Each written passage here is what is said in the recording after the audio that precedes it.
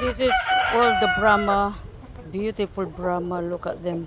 They're so handsome and they're so handsome. The physique of them, they're so handsome, beautiful, tall, and I think they're delicious meat as well.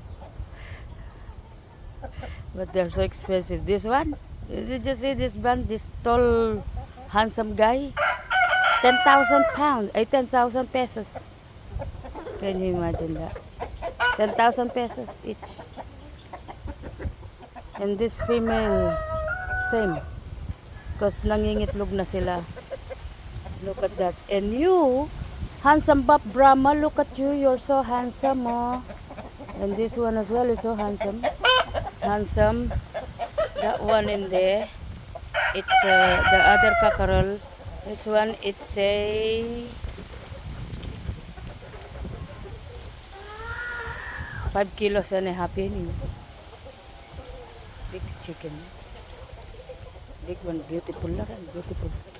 Kaya naman, we got loads of different varieties of fish in this fish pond. I didn't put it, huh? They just only came from nowhere.